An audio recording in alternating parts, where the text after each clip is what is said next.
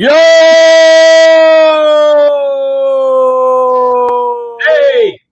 Oh, it's time again. Let's do it. Time for a little Nerd Swag TV. Honestly, I think we're at like episode 7. Can you believe that? Right. Yeah. Yeah, that's what I put on the note. That's what I put on our title. Okay. Just excited about everything that's happening and all the people that are liking our page and the Facebook page. We have some exciting things coming up here pretty quick. And as always, I'm Pastor Terry Cuthbertson, the Nerd Pastor. This guy right over here, got to do everything right there. Yeah. One of these guys is my good buddy. It's James. James Hostler. Hello, everybody.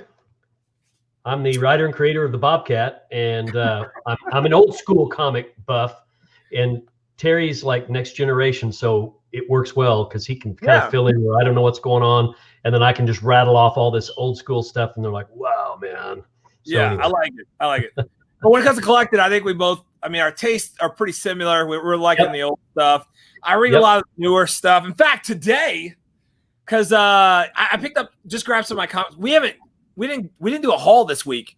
I did pick up a gift for a friend of mine, and I was epic, and I actually gave it away, man. But I picked up one of those Popco Wolverine. See, I'll just put it up to the screen. There you go. Picked Funko that up Pop. today. Yeah. And then it was signed by Joe Rubin, the inker from Rubinstein from the original 4 Wolverine series. So the miniseries, the one, there's four so books. Pick that up. And then while I was there, I was talking to Mike at Deadlift Collectibles, which, by the way, we'll be shooting an episode there this week, this Thursday. This Thursday, y'all. We'll be shooting October an episode. the 1st.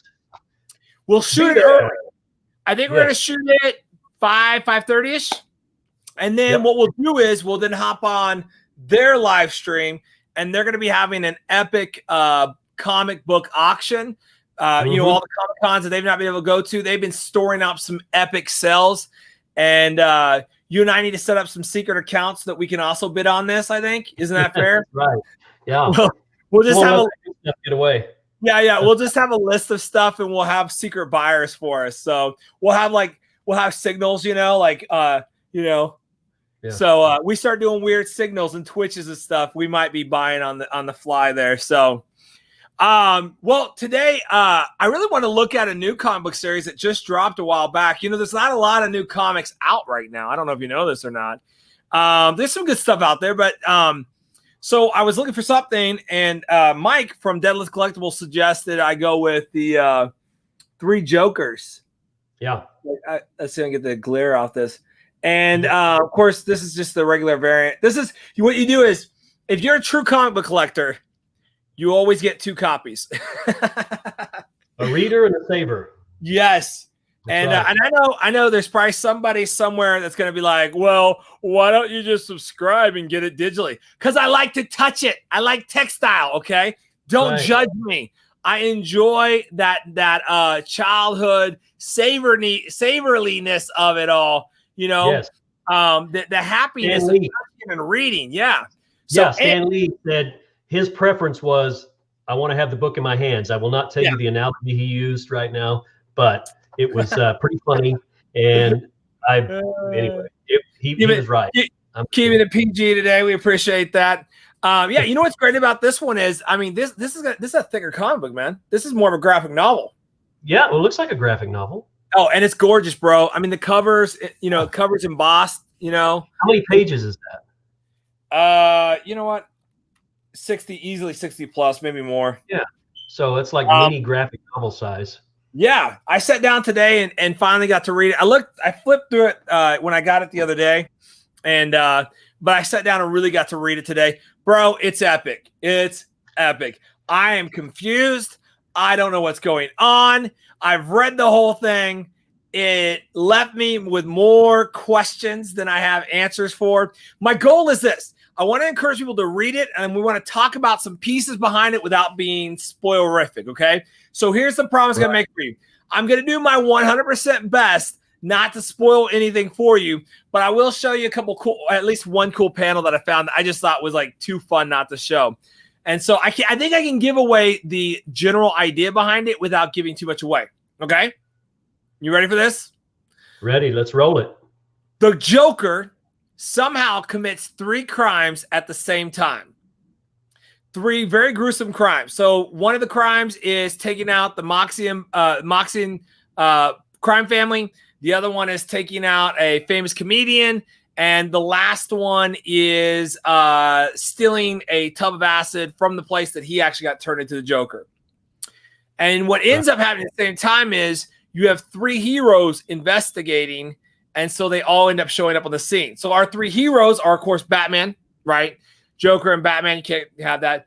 Barbara, Batgirl, and then you've got the Red Hood who shows up. And so you get like the pre of them just investigating, and then the meetup, and then how they deal with everything.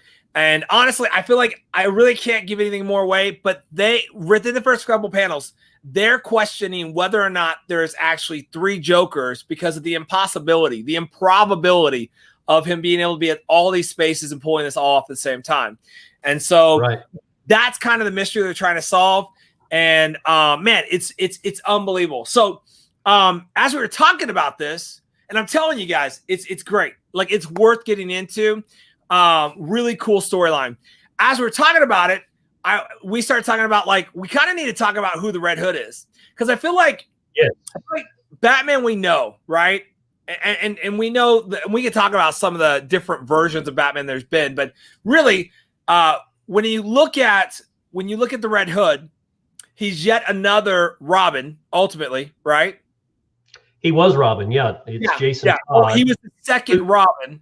He was the second Robin after Dick Grayson. Dick Grayson joins the Teen Titans, and Batman and Dick Grayson aren't really doing well. There's been some beef going on. Mm-hmm. Now, what's fun is when you look into the origin story of the Red Hood of Jason Todd, there's 2 different origin stories. So let me go ahead and pull up some graphics here real quick. Oh, we can also, if you want to work it in, let's talk about the first time the Red Hood ever showed up. And this is something we might be able not to stump, but surprise some people with this information they didn't know. The original Red Hood. I gotta show you this panel right here, man. This panel is epic, bro. This panel right here. Look at this. This is a Jokerized shark. And all those fish have been Jokerized by whatever this acid is that the Joker always uses that turn him into what he is. Wow. And, dude, I saw that panel and I was like, that has got to be one of the craziest things they've ever done. So it looks like that shark on Finding Nemo. Except that he's got that Joker smile to him. You know what I mean? Lips. Yeah. So the question, so this is Red Hood. And you were asking the question. Ask the question again. I apologize. Well, I wasn't asking. I was saying, do we want to talk to the listeners about the original Red Hood and when he first showed up on the scene? Yes. I think there are a lot of people that know the current Red Hood and the story we're talking about, but they don't know the history. And you've got the image of that cover. The original Red Hood, of course, it was a mystery in Detective Comics 168. There it is, right there. And this was 1951. And see, I didn't know this. I just found all this out recently. And of course, it turns out there are pages in there that I've looked at them, even though I haven't held that book, where the Joker reveals it was like he had a red hood on when he was exposed to all the chemicals and all this other stuff. And then when he took it off, he found out his lips were red and his face was white and all this other stuff. So it's the Joker. And this was back in 51. So anyway, I thought that was extremely interesting. Rocafort did a killer Red Hood run. Yeah, he did. Cool. Yeah. So yeah, I thought this was very interesting to see where the initial idea for the Red Hood came from. Well, and then so what ends up happening is you have two different origin stories for Jason. So the first one, you can't be a Robin unless you have some tragic backstory. And so in the first one, Jason, and I don't mean to laugh, but this is one of those things like, how did comics get away with what they got away with for so long? His parents were murdered by Killer Croc, who fed his parents to crocodiles. So that was the original of how he came into it. Not an acrobat, was trained by Batman and run through that extensive pain that he went through. And then the second origin that you have of him, he actually has, it's his father who's killed. And then his mother had died years ago. And later he goes to find out that his mother isn't dead. And while trying to discover her, he actually finds out, and that's where this comic right here comes in, the death of the family. Right. So the lead up from this one is, again, Jason Todd doesn't listen to Batman. He's a hothead. Right. And really part of the problems that they have happen is they have this problem in which they trained him too fast. And so he's angry and hasn't healed from, the pain that went down with his I'm reading the comics. So he has from it. And so he actually finds he actually is acting out, and Batman's concerned. And so let's say hi to everyone that's on. We've got hey man, how we doing? You know who this is? Leroy, Lord Finatra. Are you an official Lord? Each other? I don't know. And then, so okay, we're getting some people showing up here. That's awesome. Hi guys. Awesome. Oh, hello everybody. Welcome. Shelby's all excited about my shirt. This painting right here is an actual painting he did that it was then turned into a shirt. So thanks, Shelby. Your incredible artwork, man. Good job. So anyways, okay. So Red Hood ultimately is trained by Batman, right? Right. But because he hasn't, overcome that emotional pain, he's a hothead. And so what ends up happening is, Batman and Alfred are talking, and Batman's just sharing his concerns that maybe they started him in this journey of becoming a crime fighter, which, by the way, and I know this is kind of something everyone talks about, but why are we training young kids to be crime fighters, Batman? Like, get some adult friends. But I get it. He has no kids. And Jason Todd, if he doesn't have anyone to adopt him, right, then he's going to end up being in the system. And the idea is, like, what chance does a kid his age have in the system? And of course, Wayne is the one who adopts him. And then each time a Robin finds the Batcave. And so, as one would expect for Batman. So anyways, so, when we end up with Robin, or, this version of Robin is, as he's trying to track his mother down, he finds her, but at the same time, Joker figures out who Robin's, Jason Todd's mother is also.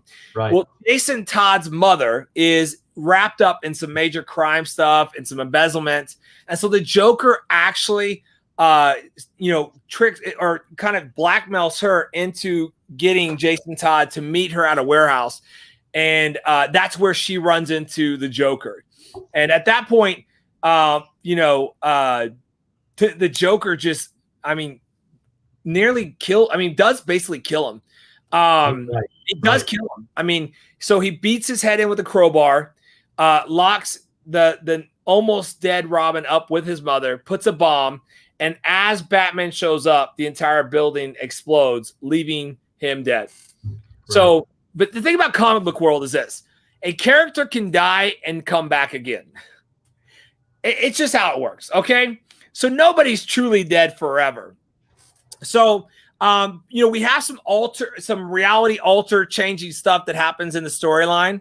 And, Robin gets brutalized. And you're absolutely right. He's still traumatized from it. And it doesn't help. So not only does he get traumatized and brutalized, after he comes back from the dead, he's then put in the Lazarus pit. He's trained by Ra's al Ghul's daughter. And that madness of realizing that Batman left him behind, that Batman once again just locked up the Joker, because Batman's not going to kill. That's just how that's his rule. He's not going to kill. And so all those pieces literally send him into this place of anger. And he decides he's going to set out for vengeance against Batman. And that's where the Red Hood comes in. So the Red Hood actually starts out as it really starts out as a bad guy in Gotham, causing problems for Batman, takes over the drug industry and the drug cartel in Gotham with the demands that they can't sell drug. And he brutalizes anyone who goes against them. So he takes over the drug cartel in Gotham and is now running it with the rules of like, you can't sell to kids. And he sets up some rules. And then at some point he's going to turn into a vigilante. So anyways, kind of an interesting story. One of the cool things about, and if you're on right now, tell us what if you're a fan of the Red Hood, the interesting thing behind the Red Hood, and especially in Three Jokers, one of the ideas behind Three Jokers, it actually plays back on the Death in the Family comic, in which the Joker is setting off Jason Todd once more, trying to push his button, and Jason Todd's weakness is always going to be his rage, and so kind of leaves us with a really weird, cool cliffhanger on that one. So again, not spoiling anything for you, but I'm going to tell you they at least reference back to it. So if we're looking at these things, we're probably somewhere in between that line where the New 52 came in at. So Red Hood, by the way, is kind of the opposite of Batman in a lot of ways, right? The antithesis. Yeah. So his weapons are guns. He's got these, he's got laser sighting on him, not afraid to shoot, is going to be brutal when taking on criminals, has no problem about putting a person down. He believes he's a vigilante. He has no, his idea is, if we keep locking these people up, they're going to keep causing problems. And so, that's where the Red Hood's at. And so it makes for a very interesting character. So, kind of fun, man. It's these new Batman arcs. They're really taking the Joker to dark areas. This is no more the days of kind of the prankster criminal Joker. You know what I mean? Yeah. See, I'm you got number 2, didn't you? Yeah, you got number 2. You want me to pull out number 1 and show you? Boom. That you rode to the store on your bicycle, that you rode to 7-Eleven to pick up on your bicycle. Yes. I've kept it all these years. And Leroy says you were disappointed. You were the callbacks are boring. I don't know, Leroy. I don't know if I agree with you. The art is fantastic, though. I think it's a great story. I want to understand how these three Jokers are working. I don't know how you do Batman without callbacks. And the problem I think they're throwing the callbacks into is because they've had to alter reality so many times. We've had the New 52. We've had the Crisis. We've had all these time altering things. So it's like, which Jason Todd are we dealing with? Which Batman are we dealing with? At one point, Dick Grayson becomes Batman, right? Right. And if we look at the new Batmans we're dealing with right now, what timeline are we dealing with even on the new Batman, movies coming out? Because it sounds like we're going to have two Batmans running at the same time. So I think the callbacks have to be there, man. And otherwise you won't know which reality we're dealing with. But maybe I'm wrong on that. I think it's beautiful. And I agree with you, man. The artwork on this is unbelievable. It's so well done, dude. So, but, how about this? Let's look real quick and everyone, okay, here we go. Man, Leroy's got some opinions. All right, listen here, Leroy. We get it. We're getting tired of seeing Bruce Wayne's parents murdered. But I honestly I don't know what the feat. I don't know why they needed to do that callback. I think the callback on Jason Todd though was fine. So let's try not to be spoiling. I think it's K-N-O-W. I think how y'all know all this. We just real smart. It's called Google, man. Yeah. Actually, you guys, one day what we'll do is I'll get my GoPro out and we'll stream, and I'll just let you look at how ridiculous James's collection is. I have, short box after short box. James has a room dedicated to it. So like two wooden, they're wooden boxes that look like two coffins set up on a metal rack. And really, James, I mean, you kind of are a DC guy ultimately. Normally I stick more in the Marvel realm. I just picked this book up because I wanted something to read, and I found it really great. So but Batman through the histories, I think Batman starts out very campy and then did the Scooby-Doo thing. And now this new era of Batman it's just dark and gritty, I think the Frank Miller was probably one of the best runs of Batman, kind of the old man Batman, But I'm enjoying the run of Batman right now. So we'll see. Here's the thing. Issue 2 of three jokes is coming out August 29th, so Thursday. And September 29th. Yes. My 19th anniversary. Way to go, man. Yeah. Congratulations. Yeah.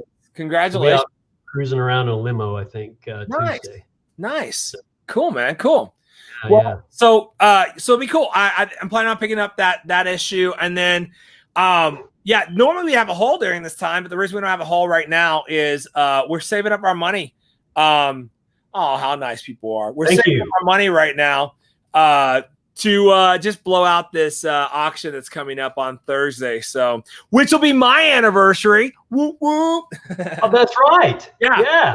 My wife is allowing me to be a part of this online auction hosted on our anniversary. And then the next day we're leaving town and going to have a great time. So, all right. So, so really that was what that's just part of this part we want to talk about was just, dude, if you haven't read Three Jokers, there's not a lot out right now. I think it's a great read. What's crazy? This maybe I'm just old. This is a $7 comic now. Well, yeah, it's what you said, 60 plus pages or whatever. So it's gotta be. Yeah, it's a ton of pages, but I'm just becoming an old man. What happened to the days of $1.25 for a comic book? Because I was in the 90s. That was all my comic books. So, my early days were 2 dimes. That's awesome. Yeah. So, okay, we got 2 Batmans coming out too. Did you watch the trailer yet for the new Batman? No. What? No, I haven't seen it. Sorry, I have not seen it. So, and it sounds like the DC universe is going to open up the multiverse. And so what we're either dealing with young Batman from 2 years ago in his second year as Batman, or we're in the multiverse, because from what I hear, Batfleck is still in Asa, which I thought we were losing him. So, so anyways, that's where we're at on that. And, I think it's an exciting time to be a Batman fan. If you're a Batman fan, this will be a good time, man. Go find some, get into this Batman right now, especially in spec with 2 new Batman or 2 Batmans being out on the loose. And plus we've got the announcement of Suicide Squad. Yes. Yeah. So you've got Suicide Squad 2 coming out. So there's going to be a lot. If you're in the back comics, this would be a time to start getting in those long boxes at the comic book store and finding those key issues. So, what Batman issues where would you suggest people go look for some Batman? This is off the cuff again, man. I'm sorry. Well, I did this last time. As far as where you can find some good ones, or what key comics you think that people need to get into when they're going into Batman? Oh gosh, I wasn't prepared for the Batman. Man, I just did you in again last time too, dude. If you're wanting to get comics, if you're wanting to do some decent comic books, right? If you're wanting to do since everyone who's on right now, man, why don't y'all do this? Y'all tell us the best movie Batman there is, and let's have a poll real quick. What is the best? Come on, help us out now. But While you're doing that, if you get into some back issues, here's what I would suggest, y'all. Okay. Find some McFarlane comic book issues. Yep. Yeah, that's a classic cover there. They're still hot, bro. Totally agree. So for me, when you're saying Batman, I'm kind of lost, like at the present day Batman, everything, you know, I watch the movies and this and that, but Batman for me in the day when I was a huge Batman fan, it was Detective Comics and Batman done by Neil Adams, who totally brought him back to life, really got the Dark Knight persona going. Of course, his artwork was amazing, realistic. And so I went bananas on the Detective Comics and Batman from the early 70s, you know. Wow, yeah. And and they're my favorite still, and I've had some of those books that I've kept, and I actually got Neil to sign a few of them that I've had, you know. So anyway, yeah, that was my heyday. And also, of course, Batman in Justice League. I started buying the Justice League regularly 1970, 71. Nice. Yeah. And so I followed it for quite a while, and then of course I backed off with other things going on in life. Yeah. But yeah, that's the Batman I know. And then I just have picked up bits and pieces since then of different, climactic events or happenings regarding the Batman, like Bane broke his back, you know, that kind of deal. Yeah. So no, that would be a key one. That's definitely a key one right there. Oh, right. You know what else? An interesting thing that comes out of Red Hood, by the way, and that Death in the Family comic book is one of the iconic things in the Batcave is the Robin outfit that Jason Todd wears. It's in there. And I think that's what they're referencing a lot too when they're talking about okay, who's Art Thibert? Why should I know who that is? Who? And it says I might be older than Art Thibert. And I'm 56. So Art Thibert is less than 56, then yes, I am older. He's a young 56. Yes. I'm older than Michael Cudlitz from Walking Dead, etc., by 10 months. There you go. Hilarious. I was born on February 5th. He's born on the 29th of December. Yeah. That's hilarious, man. So, but yeah, so inside the Batcave, and you see that reference, and that, you remember, so the reference inside the Justice League where Batman, or maybe it's Batman versus Superman, where you see in his Batcave, and there's that why'd you let me die? That's all those things in there. Right. So, Art T. Bear. Okay. I don't know where he's going with that one. So anyways, yeah, man. So that's that. Yeah. So one of the things I would say is there you go. The Long Halloween needs a movie too. Skip. So anyways, yeah, man. I think when you're looking at Batman's, if you're wanting to get in, this is a good season right now to get into Batman. You know, because the cool thing is you can pick up old Batmans right now in decent condition. That's gonna, and even your key comics, you can get them in the $5s, under $50 a lot of times. And I think with the new movies, the new pieces coming out, it's going to be a really good time for that. So, but anyways, if you have not checked that out, this would be a good time to go check it out. And, Batman in general, man, Batman's always going to be iconic, and everyone's always going to complain that they're always going to do the back issue. And I agree. Why do we focus on the Wayne's death? Even this new Batman movie that's coming out, they're going to focus on it again, right? Because they're going to actually try to tie it into the Owl Society or whatever that is. There's this secret society they're going to tie it into. Court of Owls. Court of Owls. That's what it is. You're right. Yeah. And apparently it looks like they're going to try and make the Penguin. No, the Riddler. Well, it looks like they're going to have a bunch of baddies inside of this new one. But dude, it looks dark. You got to go back and watch this trailer, because at one point he's like, "I am justice," or "I am vengeance," and I was like, "Okay." Twilight. It's the guy that was in Twilight, right? Yeah. Patterson. Yeah. Patterson, whatever his name is. Patterson. Hello, I'm Mr. Patterson. Anywho, yeah. So Twilight Batman is what we're gonna get. Just angsty and young, and the question I think it's going to deal with year 2 Batman, And I think the question we're going to run into is, does Batman break his moral code and decide to kill? And I think that's what the Riddler is going to try and push him to. So the guy who directed it directed Seven and a couple other things like that. So I think they're going gritty on this thing. So, and at the same time, they're doing another Justice League movie, and Batfleck's in it. So you still got Ben. You still got Batfleck in it. So Affleck. So, anyways, good time to be in. Good time to be in the Batman comics, man. So, one of the other ones. Did we officially launch our questionnaire to get everyone to tell us who their favorite Batman is? Is that what you were saying a minute ago? Yeah, tell us your favorite Batman.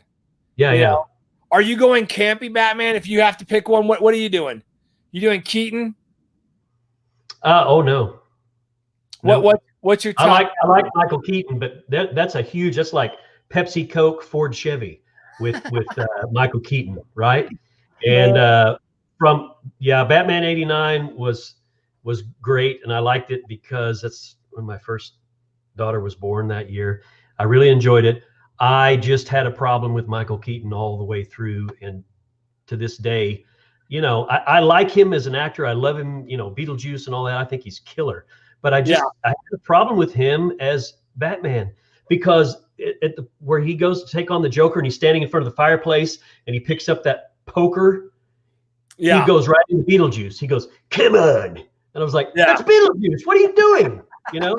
And so for me, I was just like, "Come on." But the story, the artwork, the all the graphics, the props, the equipment, costumes, they were all amazing. And so I love them. Yeah. And what a great Joker, Jack Nicholson. It was wonderful. Okay, wonderful. Jack Nicholson's got to be top 5 Jokers ever. Maybe top 3, easily. Top 3.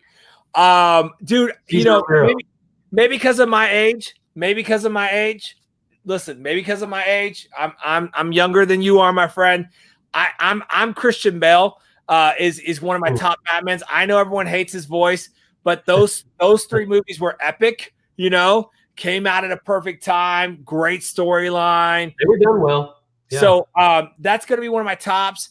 I think I was 12 or 10, maybe younger when 89.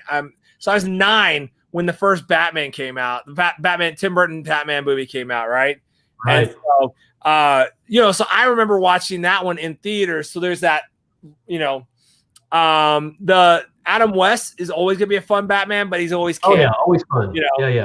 So every year, let me tell you a good anecdote there. Every year, it was like around the 4th of July. Yeah. At the peak of summer, and maybe like right on the 4th of July in OKC, they would show the Batman movie. Mark, yeah. Yeah. Mark voice. Does a perfect. Yeah. Right on that. Go on. Sorry. So anyway, they would show the Batman movie, which of course had all of the baddies from the television show, and it's one of the best camp movies ever made. It's so well done. Yeah. And so we were kids, youngsters, and we just lived for the Batman to come on for his annual run, because this was pre VHS, beta, DVD, etc. And so you got what they gave you on network television, and the local station used to air it. And so we would kind of, all the kids on the block, we'd all get together and say, "It's coming on tonight, and what are you going to do?" And we'd call one another, "Hey." Yeah. So anyway, that was always a great time. So I'll always have a soft place in my heart. And there's Cesar Romero. Come on. I picked this up the other day. Guess how much I paid for this thing? You never believe. $2. All right. Hey, now look at the picture on that, and a lot of people know this. Cesar Romero had that trademark mustache from his acting career and was known for it, so he would not shave it off. He's got it on there. Yeah, they put that white makeup over his mustache, and you could always see it. That's hilarious. He was not going to shave it, and I think that's really. I mean, that in whatever way, weird way, I think that's really cool. Yeah, he kept his mustache, and they just went over the top of it. So back to my favorite in the movies. Yeah, and yeah, not right. everybody agrees Yeah. with this. The longest. This has been the longest answer from James to date. Yeah, well, we digress. We talk about everything. I just So he's also one of my favorite actors. This particular incarnation, yeah, it was Batman Forever, right? Yeah. Clooney? Yeah. You're going Clooney? No, not Clooney. No, not Clooney. Val Oh, Kilmer. wait, no, that was Batman and Robin. Sorry. And so they had a balance in that one of the old 66 camp. There was some of that. And then it had some edgy, really dramatic, serious stuff, some darker stuff blended together. And they had it all in the thing, in my opinion. Wait, and was so, that Clooney, though, wasn't it? No, Batman Forever is Val. Val Kilmer? Right? Yeah, Val Kilmer. Oh, yeah, you're right. I'm sorry. For shame. Okay, Leroy, so you don't like Val, right? Is that what you're saying? Well, I think you – okay. But we can all agree that George Clooney wasn't good as Batman. I thought he was the worst Batman ever. Huh? Yeah. Okay. I thought he was the worst ever. So we're still waiting on you guys to tell us what your favorite Batmans are. George Clooney, and the other problem with the George Clooney Batman is that was Batman with the nipples on the front suit. Why are you putting nipples on the breastplate? Everything about that one was insane. So I think that was Batman and Robin, wasn't it? That's what I was thinking. Yeah. Oh yeah. Batman and Robin, right? Yeah. Let me look this up and show y'all how bad this was. So Val Kilmer's your win, but I think you've got kind of a soft spot too because you've been picking up some Batman art from Val Kilmer, right? Yes, actually, I do have it. Where's it at? Where did I put it? Boy, I'd sure like to show it. I think I've got it in here. Give me 2 seconds. I'll be right back. All right. He's going to run. And while that's happening, I'll show you the worst Batmans ever. So maybe I will. We'll see.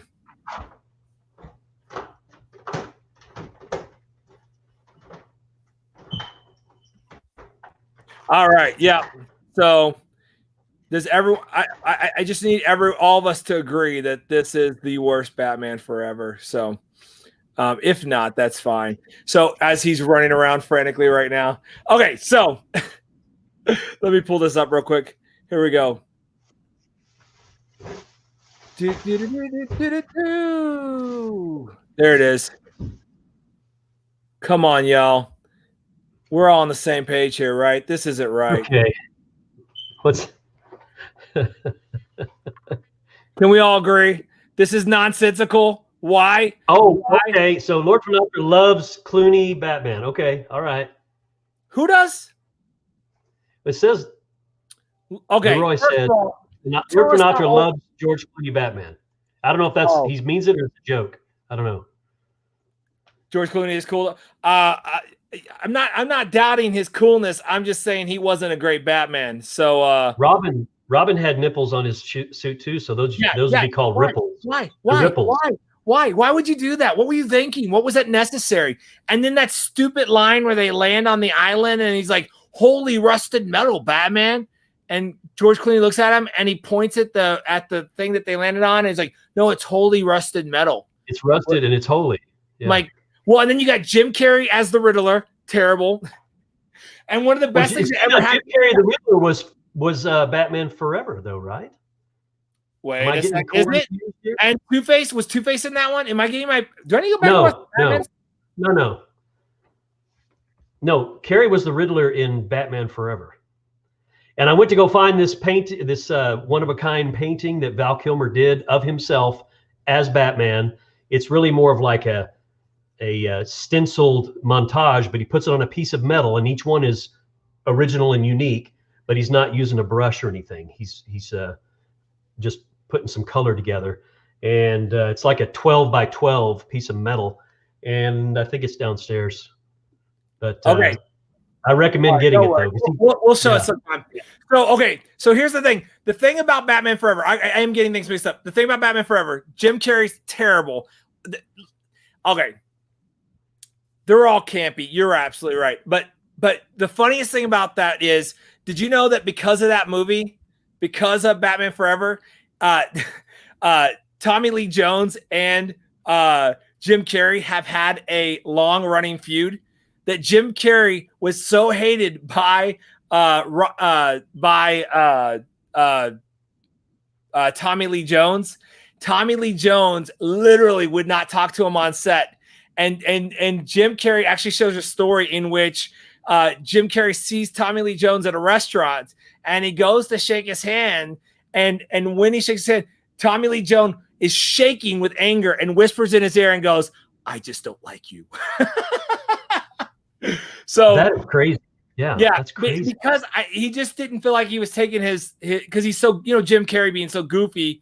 And but really, I mean, that's what he's supposed to do. Yeah. Frank Gorshin, 66. That guy was amazing, and he was just taking it to the limit. He's, I would venture to say that some of Frank Gorshin's emoting and his laugh and some of this even surpassed what Jim Carrey did. Yeah. No, Arnold was Mr. Freeze. Yeah. So I'll tell you, this new Riddler is not going to be wearing question marks. It is going to be very, very dark. Oh. Okay. That's hilarious. So there's a lot of therapy that's going to have to come out of this. Y'all still haven't told us what y'all's favorite is, so y'all can bash all you want. I'm going with, here's what I'm going to go with. And I'm going to do this in the same order for, I'm going to go ahead. If I have to put my movies in order, and this is just my age. So it's definitely going to be Dark Knight. That's it, man. Like, Christian Bale is Batman for me forever. He was just epic at it. That's gonna be my top. I'm just gonna throw it out there. Y'all can hate all you want. Yeah. That's my top. Yeah. Because it took it seriously. It had fun. It played on some great things. It brought us Heath Ledger as one of the most epic Jokers ever. I mean, Heath Ledger's Joker is so disturbing and so just unpredictable that that's gonna be my number. That's my number one Joker. I'm just gonna throw it out there. Number one Joker. Yeah.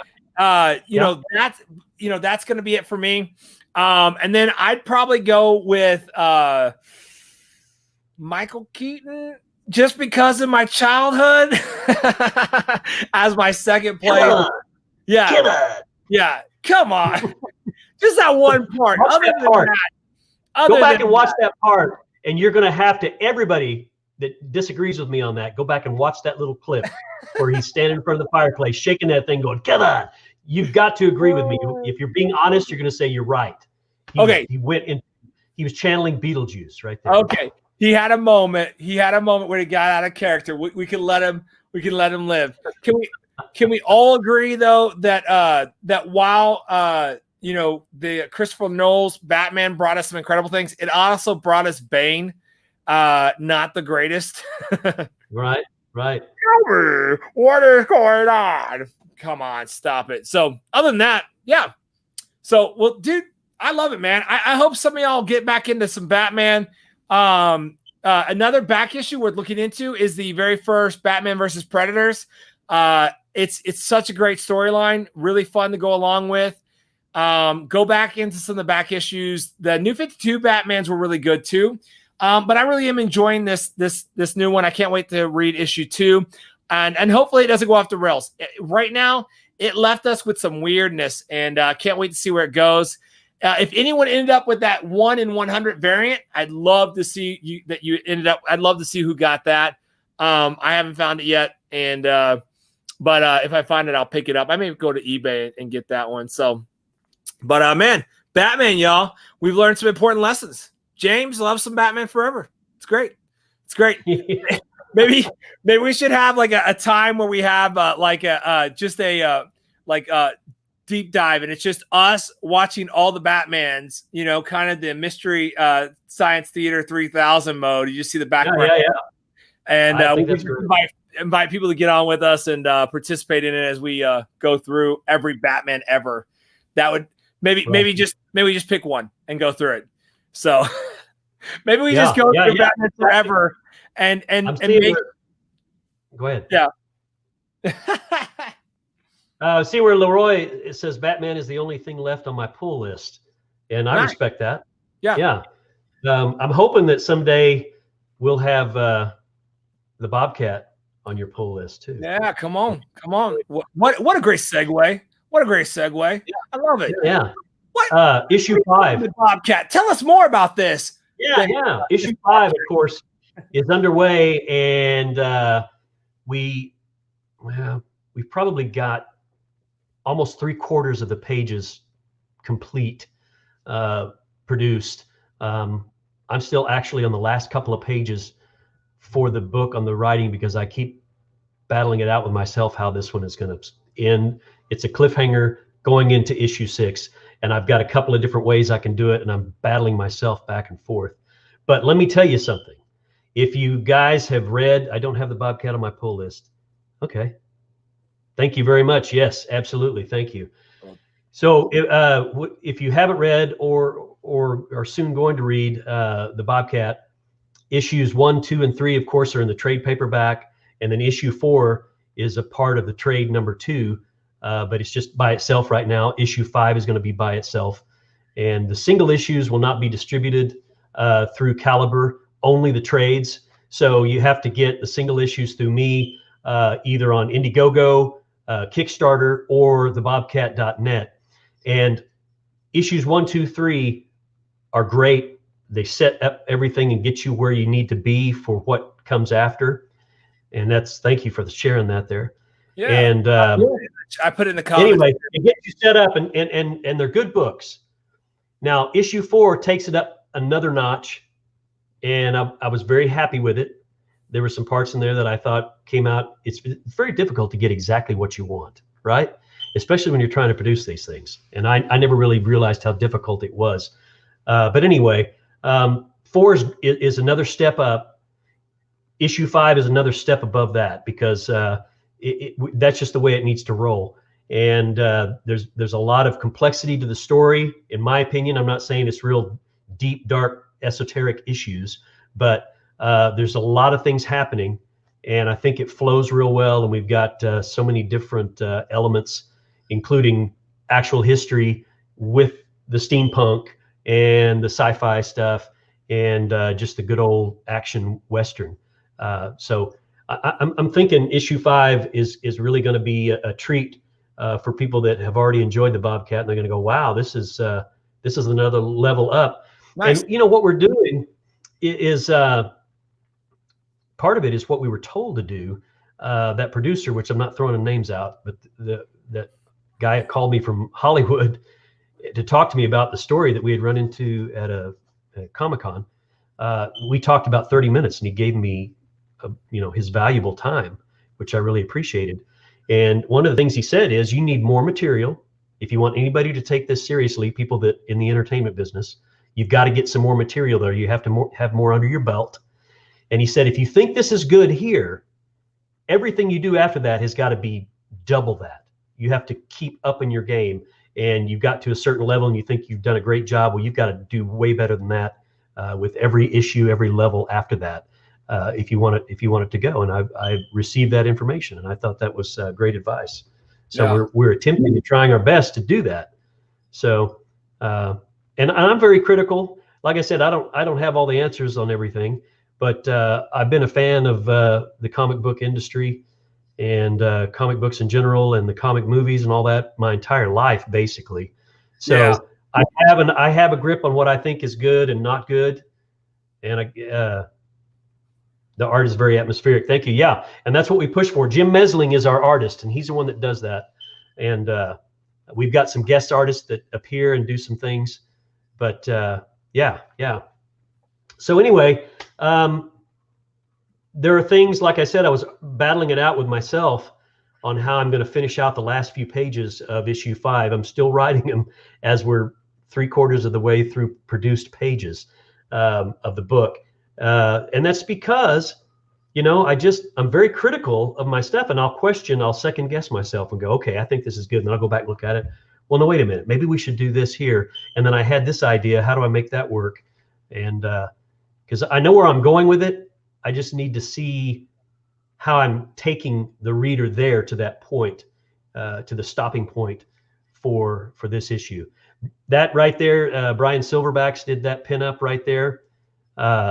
he also did the cover for issue 5. And that's the top panel of Dr. Shock is Silverbacks also. And the next one is Jim Mesling's Dr. Shock. And then there's issues 1, 2, 3, 4, and the trade paperback in that photo. So, yeah. And then the cover for the trade, where you just had it, that was done by Alex Kotkin, who has done work for Stan Lee himself. Yeah. And a guy that was partners with Stan on some ventures, had Alex draw that for me as a gift, period. And I was floored by it. Yeah. And, you know, he was so impressed with what I was doing and the concept and the notion of the Bobcat and where it's the setting, Indian territory, the 1800s, Native American, you know, the steampunk thing, the authentic Cherokee mythology. So it's very well received in the industry, the idea and the concept. So I just have to take it from there and make it work because, you know, they said it's out of the box. There's nothing else out there just like it, you know. So, yeah. So there's my spiel on the Bobcat like for tonight. Everybody get on Indiegogo or share it with people elsewhere and see if they might be interested. I'm getting ready to, I'm going to add something on there. I think I've got these really cool little holographic stickers that I got from Sticker Mule. And I think I'm just going to, everybody that has participated in that and they're getting a physical reward or perk, I'm just going to throw that in. It's not like it's any big deal, but it's something, you know, and I think it looks good. It's one of those really cool shots, kind of the Dark Knighty looking shot of the Bobcat on the prowl, you know. I love it, man. So yeah, please share and it's going to be worth it. Those who have invested and committed to this and supported us, I greatly appreciate it. And I'm doing everything I can to make sure you've got a product worth looking at. You know, you're getting what you want for your money. Man. Yeah, it's going to be great. To be out. Yeah. Well, dude, let's wrap this up, man. So you did your plug, my plugs real quick. Just, I'm looking for people to follow me on Instagram. I'm Nerd Pastor Swag, and I just throw out comic books and stuff on there, and we're going to build it up. Just use it to get some information out as it goes.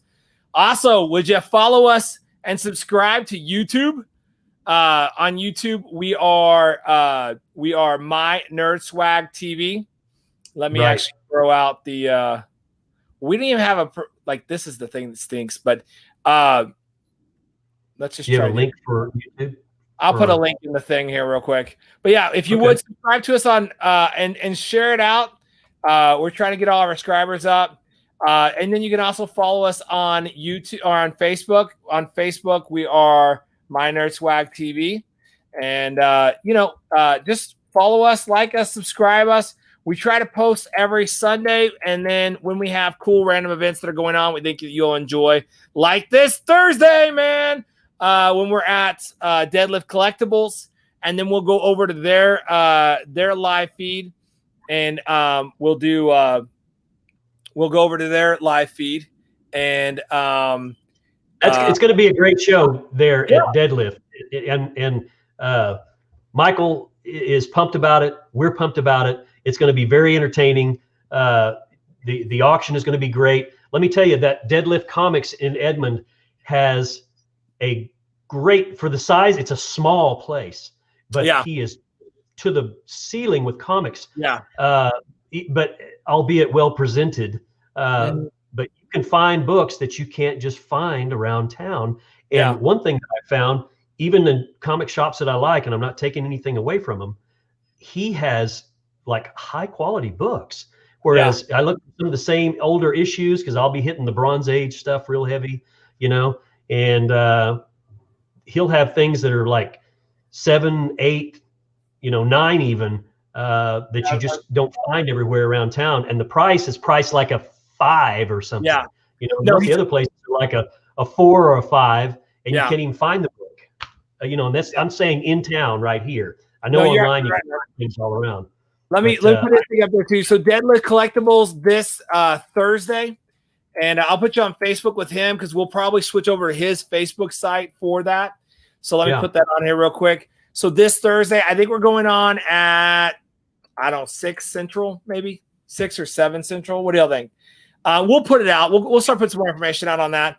But yeah, we'll let you know ahead of time. Yeah. So just go to Deadlift Collectibles. Yeah. So very cool, guys. All right, man. Well, we appreciate you guys for hanging out with us. You guys have a great night, and stay nerdy, friends. Let's enjoy this nerdiness. We'll see you next Thursday. I almost said Sunday. Maybe we'll do a podcast Sunday too, but definitely see Sunday. What may happen is we may have to get on Sunday just to show what we bought on the auction. So until then, we'll see you later, guys. Take it easy. Yeah, thank you. I'll see you. I'm James. Bye-bye. Bye.